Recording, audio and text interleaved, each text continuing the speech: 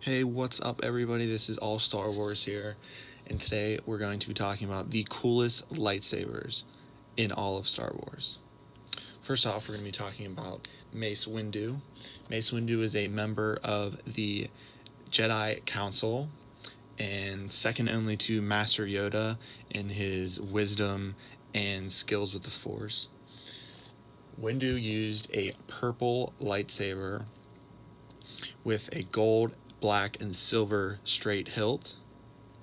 This blade was used to cut down Boba Fett and defeat Darth Sidious before his eventual demise from Darth Sidious. This blade also signified Windu's masterful fighting abilities through his use of Form 7 lightsaber combat of a pod.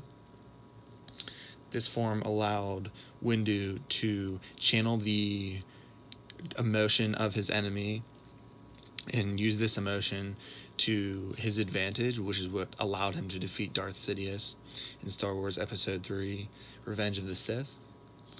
Now moving on to Asajj Ventress. Asajj Ventress was Count Dooku, otherwise known as Darth Tyrannus' Sith apprentice during the Clone Wars. Ventress yielded 2 red blades, which could be used separately or joined together. Like her master's Dooku, she used curved hilts on both blades, and the sabers were formerly those of Kamari Vosa, Dooku's former Padawan when Dooku was still a member of the Jedi. And what makes the saber unique and different from most other sabers is that the activation stud was actually concealed along the hilt, which prevented anyone who was not force sensitive from pushing the button to activate the saber. Next, we're going to be moving on to one of, if not the most unique blade in all of Star Wars, and that is the lightsaber of the Grand Inquisitor. This saber was dual-bladed, although a single blade could be used. And the unique thing about this saber is that it rotated 365 degrees around the hilt, which obviously makes for a very dangerous weapon. And it was, we saw it wielded many times against Urza Bridger and Kanan Jarrus in Star Wars Rebels. Next, we're going to move on to someone who we touched on before, and that is Count Dooku. Count Dooku was the leader of the Separatist Alliance during the Clone Wars. Dooku wielded a red saber with a curved hilt, which allowed Dooku to master Form 2 of lightsaber combat, Makashi.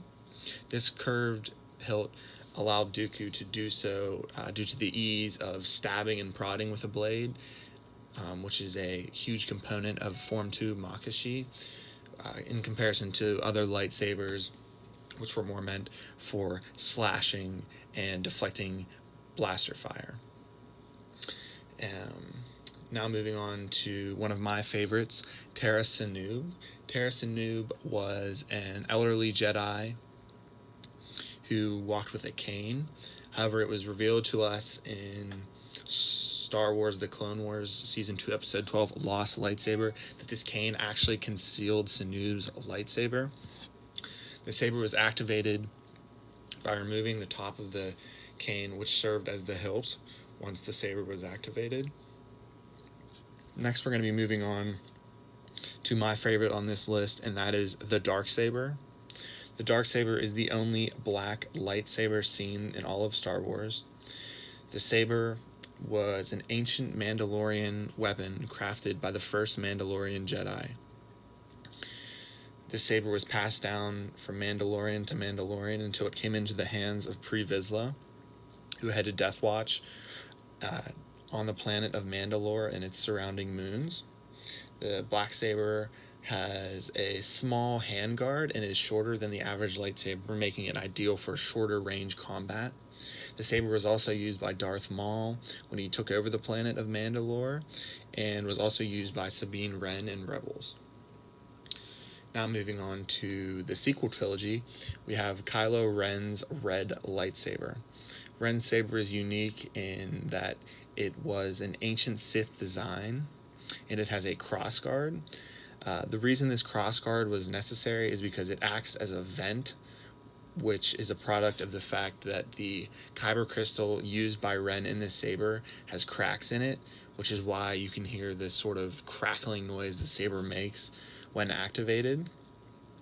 And this crossguard, although it is useful to defend Ren in combat, is also used, like I said, as a vent, preventing the saber from exploding due to the cracked kyber crystal.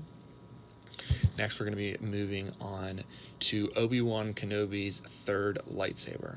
This saber was constructed following the loss of his second saber at the Battle of Geonosis, and this saber was used in Kenobi's mastery of Form 3 lightsaber fighting style, Sorsu. And this is the same saber used to cut down Anakin Skywalker and to disarm General Grievous before he was eventually shot in the chest by Kenobi. Next, we'll be moving on to Darth Maul. Darth Maul was the Sith apprentice of Darth Sidious, otherwise known as Emperor or Senator Palpatine. And Maul used his dual-bladed saber to kill Jedi Master Qui-Gon Jinn in Episode 1, The Phantom Menace. And the design for this saber was located in an ancient Sith holocron, which was owned by his master, Darth Sidious. Now moving on to our last and final saber is Ahsoka Tano's white lightsaber that she wields in Star Wars Rebels. These sabers were constructed by Tano after she left the Jedi Order. At this point, Tano was neither a Jedi or a Sith, neither belonged to the light side or the dark side.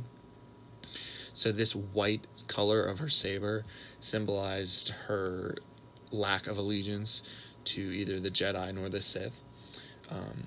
The sabers used a curved hilt and were especially unique due to Tano's use of the reverse grip that she used to challenge many separatists during Star Wars The Clone Wars and eventually Darth Vader in Star Wars Rebels. Alrighty guys, so those are some of my favorite lightsabers that we have seen in Star Wars movies and on the small screen in TV shows, and some of them even are referenced in other forms of media such as books and comics.